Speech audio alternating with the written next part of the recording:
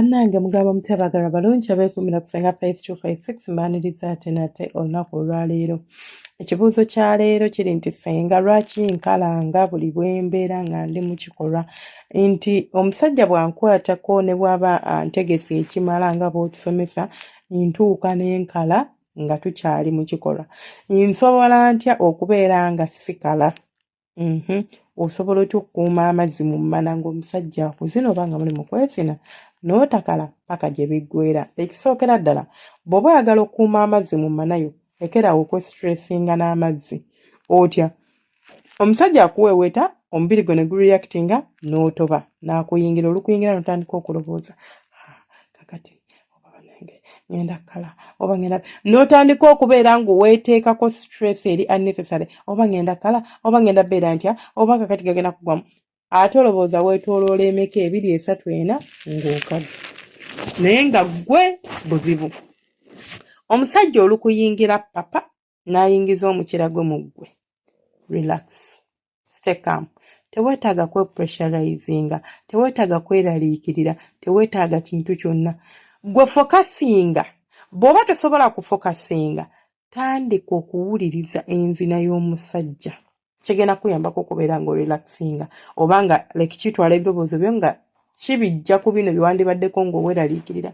Agenda kuba yakangendamu dakiika emu kale ate biki nti abantu abasinga muyina oluusi amazzi, kubanga waliwo omukyala gwe baweeweeta mu butuufu n'atatoba nga n'ezziga ly'emmana taliyina n'atatoba nga ye balina muteekayo lubricant omuyingira nga tatoba. Oba ggwe omanyi oba weesiga kazigo oba okola otya kiri gy'oli. Naye ate waliwo omukyala gwe bakwatako n'atoba nga ye alina obusobozi obusobola okubeera ng'abanaaga amazzi paka akazanyo gye kaggweera. Naye olw'okuba omubiri gwe togutadde torelaxinze, ogutaddeko pressure eri unnecessary, ogutaddeko omanyi olaba guno omubiri gwaffe tegwetaaga ku pressurizing, tegwetaaga kuleetako ssagaliko lyo. Gwe kakkano guleke guteekinge over gukole gwo kye gwagala okukola, awo ebintu bijja kutambula. Naye ekitali ekyo tekigenda kusoboka. Ekirala gwagamba nti okala, are you sure amazzi mwegali mu mubiri? Weefaako. Nabagamba nti omukyala oba oyagala okumanya nti gwe kennyini toyina mazzi bulungi mu mubiri, omubiri gwaffe guno kasa gubeera nga gulina amazzi ng'oli dehydrated oba ng'oli hydrated, amazzi gabaamu. Naye obeera dehydrated ng'amazzi toyina era togenda kufuna mazzi gammala kubanga gava mu mubiri gwo. Kankugereze, omuntu atalina mazzi mu mubiri abeera n'akamwa nga kali dry, like emimwa gino gyatika, like amalusu mu kamwa gabeeramu matini kubanga oba toyina mazzi. Naye bw'obanga omubiri gwe gukola bulungi ng'olina amazzi bulungi era ojja kwesanga nga akamwako like lips zino ziri okay, ng'emimwa gyo giri fine bulungi, like mu kamwa munda mulimu amazzi ng'oli bulungi. Naye bw'oba nga tolina ekyo oba nga tofuddeeyo ku ekyo, ojja kwesanga nga mu butuufu ekituufu kiri nti toyina mazzi mu mubiri. Munywe nnyo amazzi, mukozese nnyo ku ddagala erikuuma amazzi mu mmana. Ebika by'eddagala bingi, waliwo ne ngenda obbasomesa mu maaso awo wetujja, ate nga lyo lyangu okukola ki? Okufuna. Ate nga bw'oba ogafunye gaba permanent, nti olinza okubeera kubanga lyo likuyambako kusumulula byazibikira ensekezo. Kyova olaba osobola okubeera ki? Gasobola okubeera nti gali permanent bw'oba ng'ogafunye.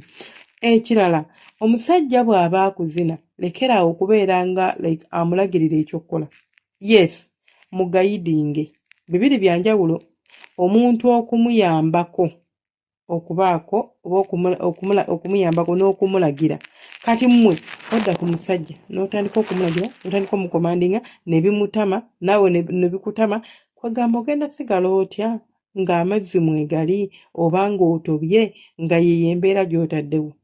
Kijja tuzzaayo ku kiri kye njogedde nti kakkana omubiri gwo guleke gukole omulimu gwagwo. Gwe togulagira kukola kye gutalina kukola, gwe guleke gwo gumanyi ekyokukola. Omuntu bwe weekoona ofuna obulumi naye nga weekoonye n'owulira omutwe gwo guli eno era obwongo buli eno waggulu naye weekoonye kagere kali wansi. But transmitters ezitambuza obubaka mu mubiri gwo zibutambuza ne zibutuusa ku bwongo era obwongo ne bumanya nti waliwo ewatuluma. So n'ekintu ky'okwezina bwe kiri nti bw'oba oli nabagamba nti omukyala bw'aba ayimira mu phases esooka ey'okubiri ey'okusatu ate n'omusajja bwe guli n'eyokuna. So kati gwe bw'oba ng'oyimye oba buli omusajja wakkwatako transmitter zitambuza obubaka mu mubiri zitambuza ne zituusa gye butuuse era ne bamanya ekyokkola nti kati tukola ki, kati otoba, kati okola ki, bwakuyingira oba ki oba bwoti ne bwoti. Naye olw'okuba nti gwe wapapadde obadde oli awo westressinga ogenda kwesanga nga mu butuufu okala ki, okala mangu. Ekirala omusajja bw'aba akuzina n'owulira nga like oluuzinga oba ovaako. Okugamba okuvaako ntegeeza ki, for example obadde omufiringa kati tokyamuwulira akafuba aba akaludde mu muyambeko osobola okukyuka nawe n'omuddako kuweenyoonye mutuuleko otandika okubeera ng'omuzina mpola mpola. Bw'oba omutuddeko nga gwe by'omukola by'oyagala kitegeeza oli connectinga naye oba oli kugatta ku kikolwa ekigenda mu maaso.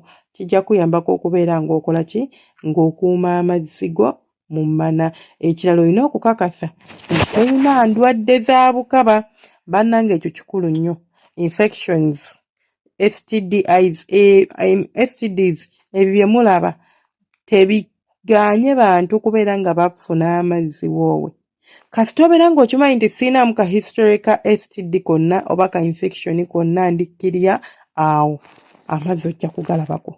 Naye bw'oba ng'okimanyi nti olinamu ka history ka simanya candida nnuma, simanya syphilis nnuma, simanya ate bino, simanya ate biri, amazzi kijja kukaluubirira okubeera ng'ogafuna era ng'ogalabako.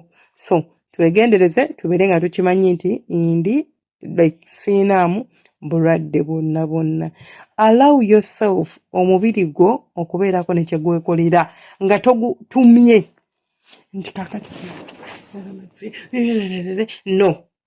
Ojja kulaba ng'ebintu bitambula bulungi, ojja kulaba ng'amazzi ago ogalabako. Ekirala omusajja bw'aba akuzina mulekerawo okugwa wansi n'obanga omugogo. Get involved. Kozesa ku mikono gyo naawe muweeweeteko mwogera amaanyi like kijja kuyambako nawe kennyini okubeera nga at least wansi totoba.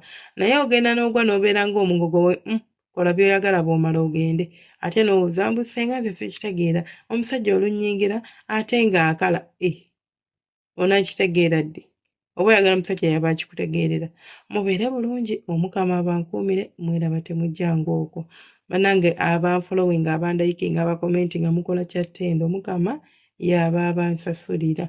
Wona nga video noba audio ntogisanze kusenga Faith 256 manya nti evudde kusenga Faith 256 ya YouTube channel yaffe. Butereevu jangu otuteekamu wali mu search engine ojja kuba otufuna. Mubeere bulungi, mweraba.